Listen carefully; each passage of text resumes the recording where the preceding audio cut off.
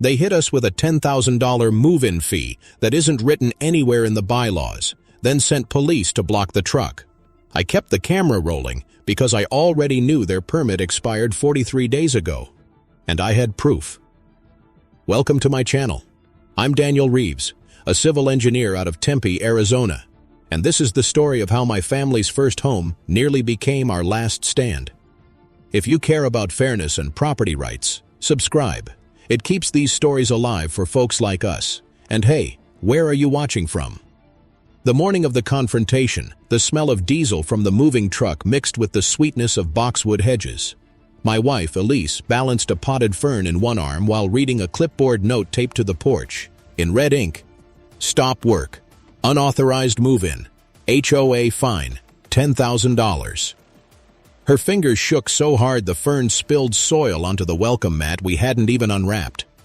We'd saved 8 years for that down payment. After my father's stroke last winter, I promised him we'd build something lasting, a house, a neighborhood that respected decency. He passed before closing. That promise sat like a ledger in my chest. Protect what's ours, protect what's right. The HOA president, Gregory Holt, strutted up the walk in khakis crisp enough to cut glass. "You people didn't file Form 17B, he said, waving a folder like a badge. "Until we review it, no occupancy. And yes, the fine stands." I told him the form didn't exist in our documents. His grin said that was the point. 2 police cruisers idled behind the truck, lights pulsing blue across the brick facade. One officer shrugged. Neighbors call for disturbance. I showed him our closing papers, recorded with Maricopa County just 6 days earlier. He glanced at Gregory, then at the boxes on the curb. "Sort it out with the board, sir. We're just here to keep the peace." That night, the porch light flickered against the new brass lock I installed. I heard Elise crying upstairs, quiet as paper tearing. I scrolled through the HOA's digital rules on my laptop, cross-checking dates and amendments until midnight. Buried in the attachments, a maintenance budget for common area landscaping, $18,400, signed last quarter by Holt himself, approved by only 2 of 5 board members. That smelled wrong. Next morning, I stopped by the county recorder's office. The clerk, Marcy, wore purple glasses and a coffee-stained smile. She flipped through her ledger. "Funny thing," she said. "This HOA's annual renewal lapsed on March 3rd. They're technically not in good standing with the state." Knowledge nugget number 1.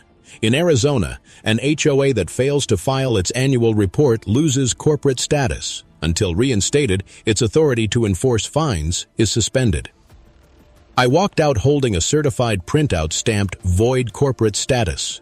My hands trembled, not from fear, but from the electricity of leverage. Still, I kept quiet. Elise wanted peace. I wanted truth.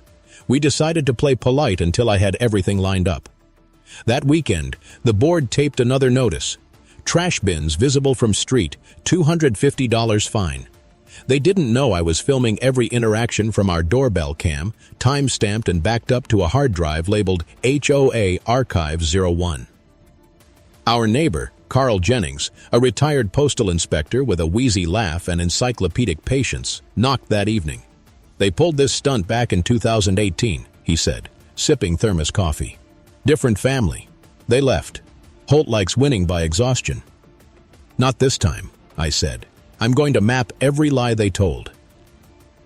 The night wind rattled the shutters as I pinned documents to the living room wall. Bylaws, budgets, meeting minutes, county filings. Elise watched, arms folded. "Please don't lose yourself in this," she whispered. "I just want to live here." "I know," I said. "So do I. But if we don't push back, nobody else will." When the sprinklers kicked on outside, I felt that promise to my dad again. Steady, weighty, unbroken. I didn't yet know how deep this fight would go, only that the first crack had already formed in their perfect facade. By Monday, a new envelope appeared on our porch. No postage, just a bold red urgent. Inside, "Cease all occupancy or face lien proceedings within 10 days." Elise's face went pale when she read the line about unauthorized possession. Gregory Holt's signature sat at the bottom, neat and smug, beside the HOA's logo.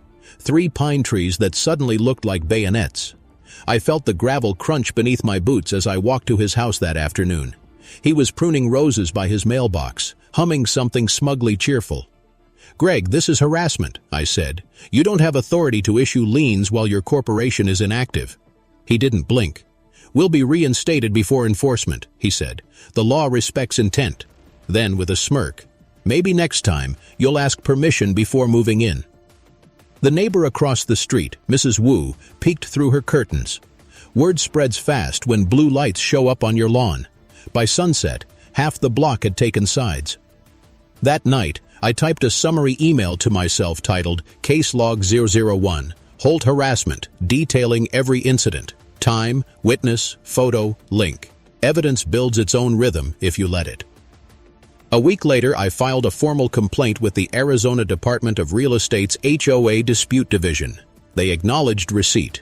Case number 2025-1748. That number became my lifeline. Second engagement moments slipped naturally in as I drafted the complaint video for my channel. "If you're firmly anti-HOA," I said into the mic, "drop your story in the comments.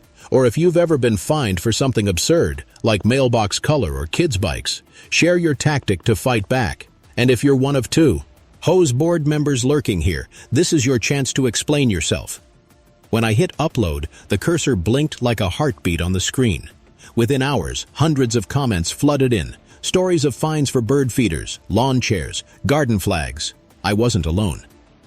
Back in Tempe, my ally circle grew. Carl introduced me to Angela Park, a real estate attorney known for her ink-stained cuffs and thermos of cinnamon coffee. She agreed to meet at a diner off Rural Road. "I read their bylaws," she said, flipping through my folder. "They're using developer-era covenants from 2004 that expired when the builder dissolved the master association. Your HOA's authority depends on an annexation clause that was never recorded." I blinked. "Meaning?" "Meaning," she said, tapping her pen. "They can't legally assess or fine until they cure that defect. Every dollar they've collected in dues since March might be refundable." I sat back, dizzy from the sound of possibility. "So they're bluffing." "They're posturing," she corrected. "That's worse. It means they think nobody will check." For the next few nights, my dining table turned into a war room. Maps, parcel records, color-coded tabs. Elise brought me tea, silent but present. She'd stopped asking when it would end. She just wanted it done right. I cataloged each notice, each threat, building a timeline that stretched from the day we moved in, April 12th, to now, July 3rd. I noted every unlawful demand, cross-referencing state codes. ARS, R33-1803, open meetings, BO33-1907, liens, BO10-1622, corporate reinstatement. One evening, while scanning an old PDF of board minutes, I found a line. Motion to approve contract with Horizon Maintenance LLC for perimeter fencing, $46,000, paid by special assessment. The signature below belonged to Holt. The problem, that contract was dated May 17th, 2 months after their lapse date. Leg, ally, no valid board, no binding contract. It was like finding the missing card in a stacked deck. Angela grinned when she saw it. "That's your first domino. They breached fiduciary duty while unregistered. If you expose that at the right moment, they'll scramble. Then I'll make them scramble," I said. She raised an eyebrow. "Careful. Keep your tone lawful, not vengeful.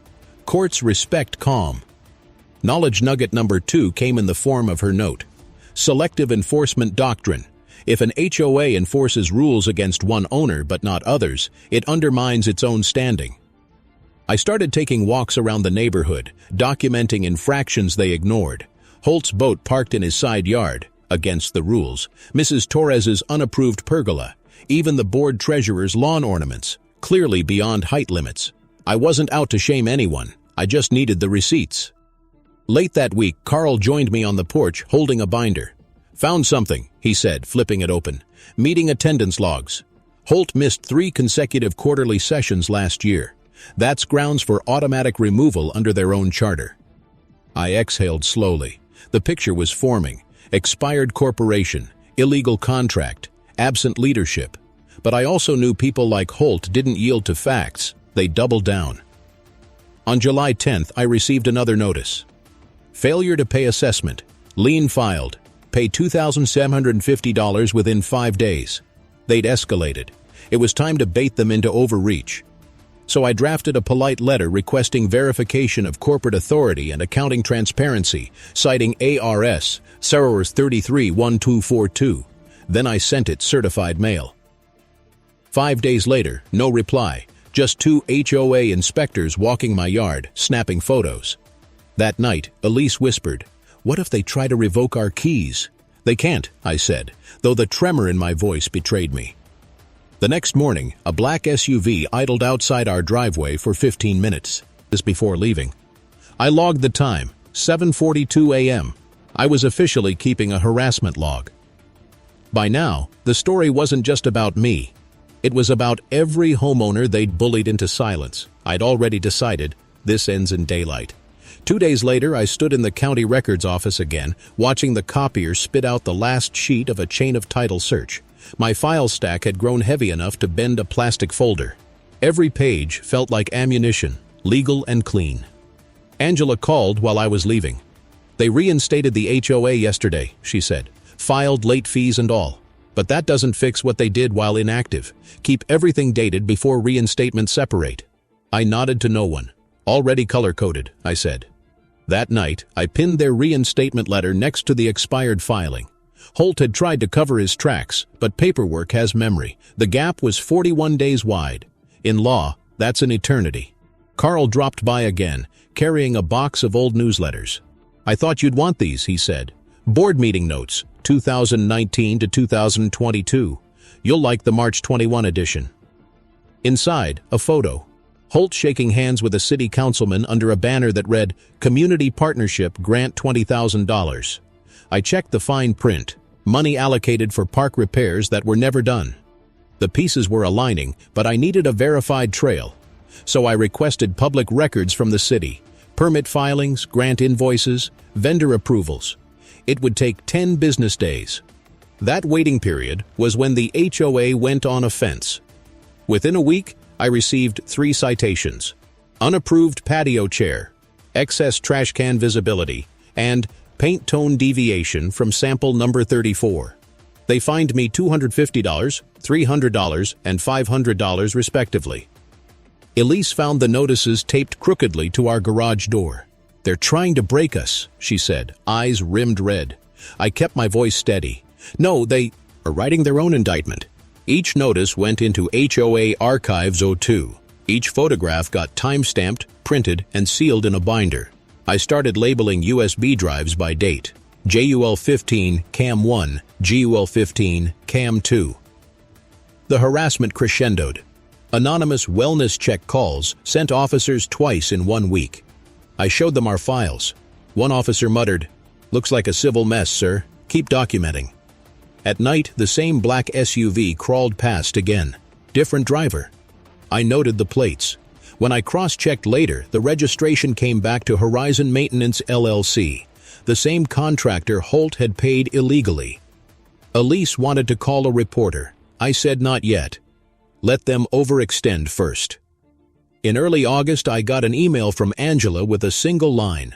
"We're almost there. Find one internal leak." That leak came from a sympathetic board member, Sarah Torres, the treasurer with the garden pergola I'd documented earlier. She found me in the grocery store parking lot, sunglasses on, voice low. "I shouldn't tell you this," she said, "but Greg forged my e-signature on last quarter's budget. Check the metadata." She slipped me a flash drive. My pulse thudded in my neck. "Why help me?" "Because he threatened my husband's business license when I asked for an audit," she said, then walked away. I gave the drive to Angela. She confirmed the metadata. Timestamp mismatch. IP address from Holt's office. Fraud, plain and simple. Knowledge nugget number 3. Forging digital signatures on HOA financials violates Arizona's criminal code. Hard 13 to 2008. Taking the identity of another. Punishable as a felony when used for pecuniary gain. I sat in my car for a long minute, watching the flash drive glint on the dashboard. This wasn't just civil overreach now. It was criminal. Late that night, I uploaded another update to my channel. My tone stayed calm but heavy. They fined me $1,050 this week, I said. And that's fine, because fines leave paper trails, and paper trails lead to truth. If your HOA ever targets you, document everything, every single thing. Then, shifting tone slightly, let's start a debate right here. How far should an HOA control your porch, your lawn, your decor? Where's the line between standards and tyranny? Drop your thoughts below. Maybe a few HOA boards will read them. The comments exploded overnight. Lawyers, homeowners, even a self-identified HOA president defending uniformity. I replied once, uniformity isn't justice. By mid-August, my records request came back from the city clerk. The community partnership grant Holt had accepted. The city had disbursed the funds, but the repair permit was canceled 2 months later. No refund recorded. That was my fuse. I spent 3 nights building a spreadsheet. Dates, payments, emails, missing invoices. On the 4th night, I sent the packet anonymously to the city's Office of the Inspector General. Then I made a copy for the county attorney's ethics unit. Elise watched me seal the envelopes. "Do you ever get scared?" she asked. "Every day," I said. "But fear's what they count on. That's the real racket." Next morning, I received an automatic reply. Case numbered OIG 2375 opened. Expected response, 10 days. The countdown had started, and for once it wasn't theirs, it was mine. On the 9th day, the envelope from the Inspector General's office arrived. Thin, official, printed on state letterhead. Inside, a single paragraph. Acknowledged potential misuse of municipal funds. Preliminary inquiry initiated. Please refrain from public disclosure until review concludes. I set it on the counter like it was a loaded weapon. Elise read it twice, her hand covering her mouth. "You did it," she whispered. "Not yet," I said. "Now they'll panic." Within 48 hours, Holt called an emergency HOA meeting. Notice arrived via email. Subject line: mandatory attendance, community stability session. The irony almost made me laugh. Angela prepped me over the phone. "Stay calm. You're not there to argue. Just observe. Let them record themselves breaking procedure."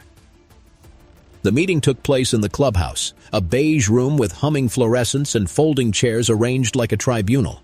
Holt sat at the center of a plastic table, flanked by 2 loyalists. His gavel, absurdly, was a repurposed rubber mallet. He opened with theatrics. "Certain homeowners," he said, scanning the crowd, "are spreading misinformation online, jeopardizing our property values. Effective immediately, all community postings require board approval." The room murmured. I raised my hand. "That's a First Amendment issue, Greg. You can't regulate private speech." He smirked. "We can regulate community content. You agreed when you joined." I held his gaze. "Actually, Greg, we didn't join. We purchased property governed by an inactive entity. There's no enforceable membership until reinstatement, and you can't retroactively bind owners to new speech rules." The crowd buzzed. Confusion, whispers, a few gasps.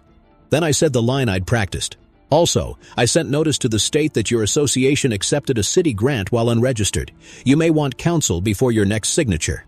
Holt's jaw went slack for half a second before he recovered. "Baseless," he said too fast. "Completely baseless."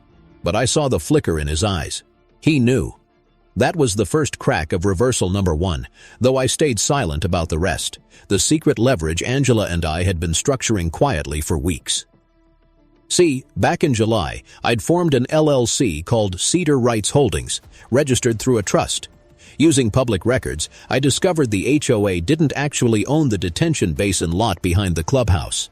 It leased it from a dissolved developer subsidiary. The lease had quietly lapsed 3 years ago. Angela helped me purchase the parcel from the developer's estate for $3,800 plus recording fees. That gave me control over the only access road to the HOA's irrigation pumps and maintenance shed. We filed the deed 2 days before the Inspector General's letter arrived. Holt had no idea. Yet. Knowledge nugget number 4. In most U.S. jurisdictions, utility easements require formal renewal if ownership of the underlying parcel changes hands. Absent renewal, any access becomes trespass. I didn't plan to block them. I just needed one undeniable fact on my side when the showdown came. That evening, I sat in my garage surrounded by documents and the hum of a small desk fan. Elise came in, holding 2 mugs of coffee. "So what happens now?" "Now," I said, "we wait for them to overplay their hand. They always do." It didn't take long.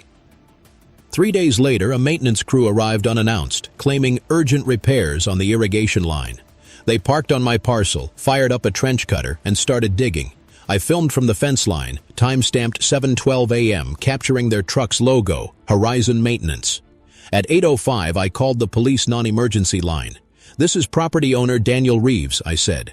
"I need officers for a possible trespass under ARS CO13-1502. 2 patrol cars arrived within minutes. The lead officer, a calm woman named Sergeant Ruiz, checked my deed copy, then the lease file I'd printed. She walked over to the crew chief. "You're operating on private property without authorization," she said. "Pack it up." When Holt arrived 15 minutes later, red-faced and sputtering, Ruiz met him halfway down the slope. I could hear every word. "Sir," she said, "this gentleman holds title to the parcel. Unless you have a valid easement, you're in violation." Holt gestured wildly. "That's community land." She pointed at the boundary marker. "Not anymore." Visual beat number 1 landed right there. The sound of metal tools clattering into truck beds. The flashing blue lights bouncing off sprinkler mist. For once, the HOA had no words. That night, I uploaded a new video, speaking directly into the camera. Today they trespassed. I didn't yell, I didn't fight. I showed the deed. Law, not rage, ends tyranny. So tell me, what's the right way to fight back? Buy leverage or go straight to court? Let's see what you think. The comment section erupted again. Homeowners trading tactics, lawyers quoting statutes, even one self-proclaimed HOA president admitting, "This is how it should be done, clean, factual, public." I closed my laptop and leaned back. Outside, crickets buzzed. Elise stepped onto the porch, slipped her hand into mine and whispered, "He won't recover from this." I didn't answer. I just watched the porch light reflect off the deed folded in my pocket, knowing this wasn't the end, only the setup for the next move. The following morning, an email from Holt hit my inbox at 6:18 a.m. Subject: Notice of Community Suspension. The message claimed our household was temporarily suspended from amenity access pending investigation of disruptive conduct. There was no citation of authority, no procedure, just punishment by decree. Elise read over my shoulder and whispered, "They're unraveling." "Exactly," I said, already opening my documentation binder. "Let's make sure the camera's charged." By noon, 2 board members delivered printed copies of the suspension notice, hand-delivered, unsigned. I watched them from the window, their nervous laughter thin as paper. It was the arrogance of people who'd ruled unchecked for too long. That night, Angela called. "They're retaliating," she said. "You've got to keep your tone surgical now. File a retaliation complaint with the state and include every timestamp." So I did. Each incident, every fine photo SUV pass, went into a chronological affidavit. 92 entries in total. The retaliation didn't stop, it evolved. First came the Facebook smear. A post. In the neighborhood group, new residents refusing to comply with community standards, expect property value drops. No name, but everyone knew. Then, a city noise complaint the following Saturday. We were watching a baseball game, volume barely above conversation. When the officer arrived, she recognized me. "They're abusing dispatch," she said quietly. "Keep the file." Knowledge nugget number 5 came from Angela that week. In Arizona, under 533 in 1808, HOAs are prohibited from retaliating against owners who file complaints with state agencies. Each verified act can carry a civil penalty up to $500 per occurrence. I logged it, knowing the penalties would stack like bricks. By September, the tension in the neighborhood felt like humidity before a monsoon. Neighbors avoided eye contact, afraid of choosing sides. Holt doubled down, sending inspection photos of my yard showing imaginary weeds. Elise called them ghost weeds. The lowest point hit on September 12th at 9:46 p.m., when we found a note under our doormat: "Move out or pay forever." No signature, just black marker and anger. Elise's voice cracked. "Danny, what if something happens to the kids next door?" I felt it then. Real fear, Not for property or pride, but for the tone this had taken. I locked every door, turned the porch camera to cover the driveway, and called Carl.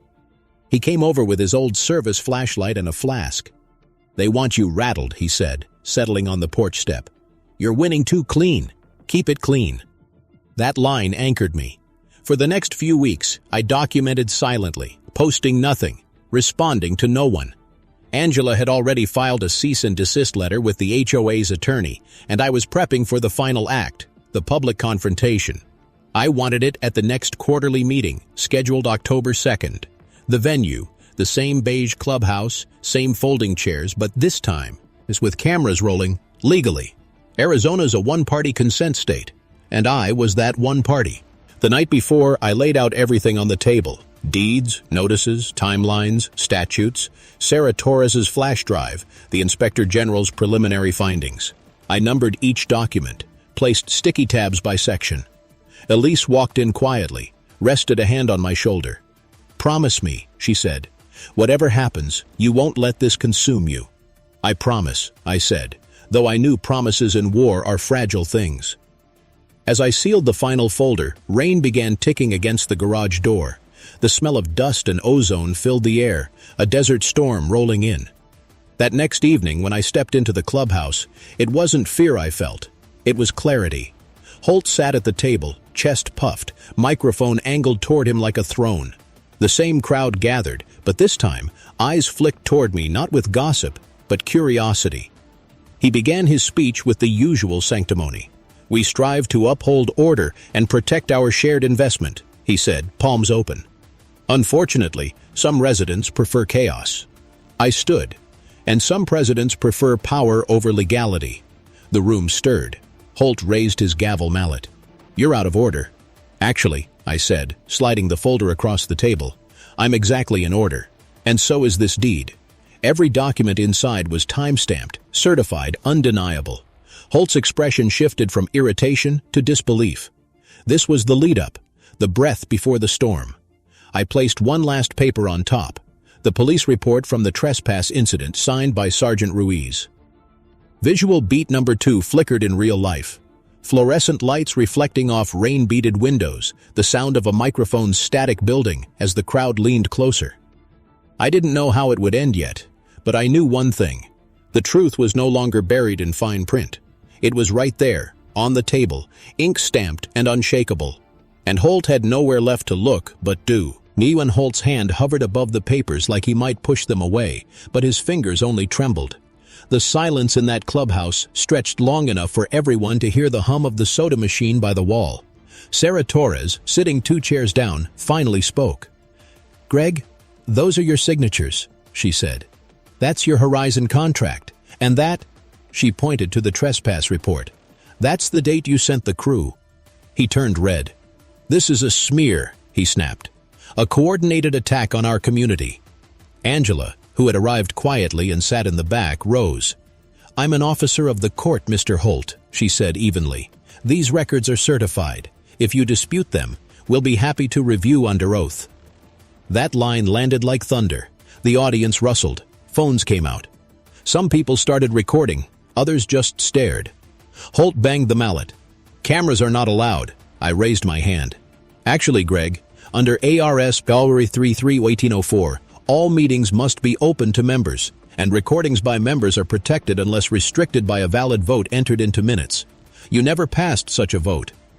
He froze mid-motion. Sarah confirmed softly, "He's right. We never did." That was when I saw the realization flicker in his eyes. He wasn't in control anymore. Sergeant Ruiz stood by the back door, off-duty but attending as community liaison. She stepped forward, voice calm but firm. "Mr. Holt, the record here shows unauthorized use of property, potential forgery, and violation of open meeting law. I suggest you let this proceed transparently."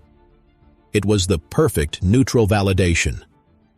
Reversal number 1 had detonated cleanly. The secret leverage, the parcel ownership, the easement, the certified report, had shifted the entire gravity of the room. I slid one more sheet forward, the email from the Inspector General acknowledging investigation. "As of this morning, the city's Ethics Division has opened a file on your grant management. I intend to cooperate fully." The room erupted in murmurs, half in disbelief, half in something like relief. You could see the exhaustion in neighbors' faces. Finally, someone saying what they'd whispered for years. Carl stood near the back, arms crossed, giving me a small nod. Holt tried one last line. "You're ruining this community." "No," I said quietly. "I'm restoring it." The gavel slipped from his hand and hit the table with a dull, plastic thud. I gathered my folder, left it on the podium for the board's official minutes, and turned toward the door. Ruiz caught my arm gently. "We'll file a supplemental report tonight. Expect follow-up from the city." Outside, the air was heavy with that after-storm smell. Wet asphalt, ozone, cooling dust. Elise was waiting in the car, engine running, headlights cutting through mist. She didn't speak as I got in. She just reached across the console and squeezed my hand. For a long while we sat in silence, listening to rain tap the windshield. The neighborhood felt different, quieter, maybe even freer. But the battle wasn't done. Bureaucracies move slower than justice deserves.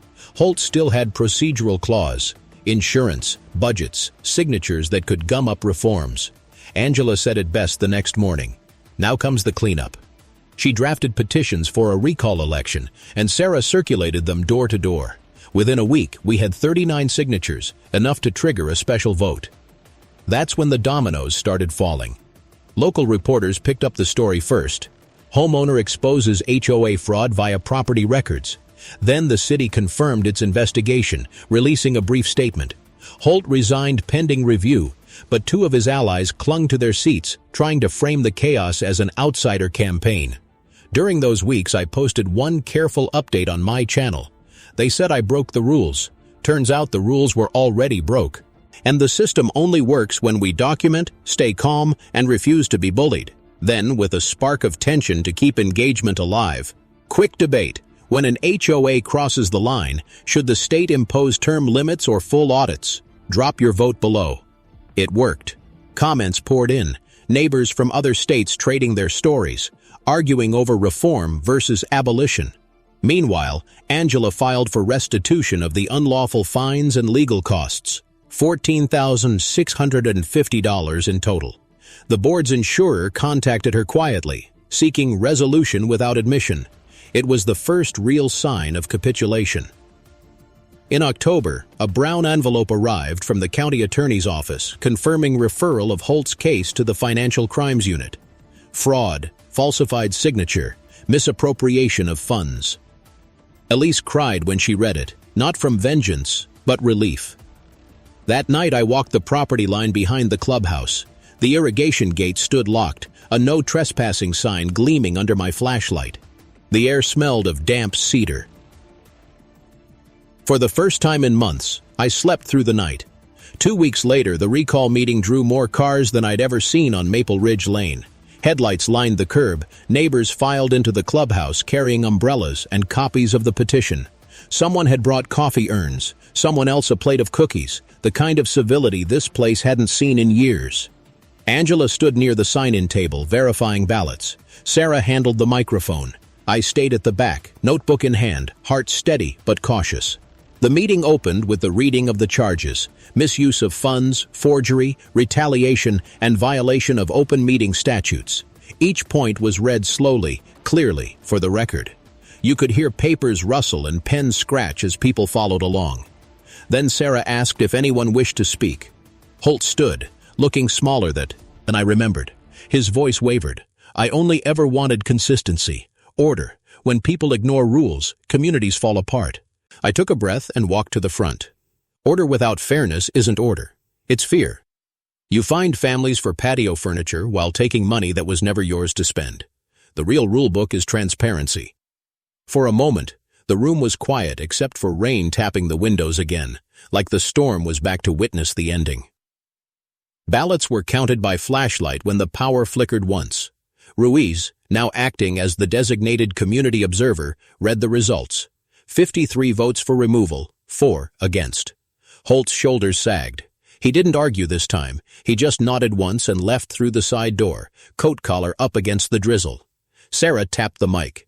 Effective immediately, I'll serve as interim president until new elections are certified. We'll begin independent audits and a review of all standing fines." Applause broke, hesitant at first, then stronger. Carl leaned over and muttered, "Never thought I'd see the day." The domino collapse was finally visible. Insurance letters, ethics reviews, resignations rippling outward. Even Horizon Maintenance filed dissolution paperwork, their trucks gone by November. Local TV ran a short segment, "Tempe HOA Scandal Leads to Reform Vote." They showed me only briefly from behind, shaking hands with neighbors. The reporter's voiceover said, "Residents cite community resilience and documentation as key to their success." I didn't feel victorious, just clean, like finally exhaling after months underwater. Still, there were debates to keep alive. I posted one more reflection video. Cameras and patrols, safety or harassment? Where's the boundary between protection and intrusion? Tell me where you draw the line. The comment section turned into a forum for civil liberty in miniature. Lawyers weighed in, privacy advocates, even a former HOA president admitting that transparency should never be feared. Angela called a W's. Eek later with the settlement letter from the insurer, full reimbursement of fines plus legal fees, totaling $15,240, a quiet vindication. But I didn't cash it immediately. Instead, I drafted a proposal for the new board, that we establish a community transparency fund, using that money to cover record request fees for any homeowner who wanted to review documents in the future. Sarah read it aloud at the next meeting and smiled. "Motion to adopt," she said. "Second?" Every hand rose. Later, as we left, Carl slapped my shoulder. "You turned a fight into a fix," he said. "Not many can." "Not alone," I told him. The next morning, the smell of fresh-cut grass drifted through the open window. Elise brewed coffee and looked out across the now quiet street. "It feels normal again," she said. "It feels earned," I replied. Still, I wasn't naive. Systems decay if left unguarded. I filed every piece of correspondence into a final binder labeled HOA Justice, closed but kept one page blank at the end, just in case.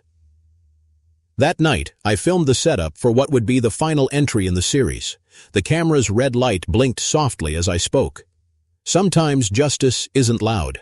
It's the quiet click of a lock finally changed by the right hands. If you've ever faced a board that forgot its purpose, tell me, what punishment fits misuse of power? What precedent should we set? The comments filled with stories, solidarity, even a few apologies from ex-board members. The algorithm pushed the video far beyond Tempe. By December, the HOA's new bylaws were in draft. Term limits, open records clause, independent ethics committee, annual audit requirements. The foundation for reversal number 2 was forming. And in the stillness before that reform vote, I felt the first true moment of peace since the day we moved in. By January, the reform vote was the only thing left. The clubhouse smelled of coffee and fresh paint, the first maintenance project completed with open bids, not backroom contracts. I sat near the window while the board called the meeting to order. Sarah cleared her throat and spoke into the mic. "Tonight we finalize the new bylaws. Every line is public, every clause reviewed by council. It's time to make transparency permanent." She looked at me briefly, an unspoken cue. I stood and approached the podium. "We came here to live, not to fight. What we build next should outlast any one of us. These reforms aren't punishment, they're protection." The room was silent except for the faint hum of the ceiling fan. Then came the roll call votes. One by one, the measures passed. Term limits, open meeting enforcement, public audits, fee cap rollback, and a 3-member ethics committee elected by random draw each year. Reversal number 2 had landed exactly as planned. Leverage traded for reform, not revenge. Outside, the desert air was cold and clean. Carl joined me on the sidewalk, his thermos steaming. "You know," he said, "we used to dream this neighborhood could run itself. Neighbors helping neighbors, not policing them." "Maybe now it can," I said. The next morning, I filmed the closing segment for my channel. The same first-person voice, but quieter, older.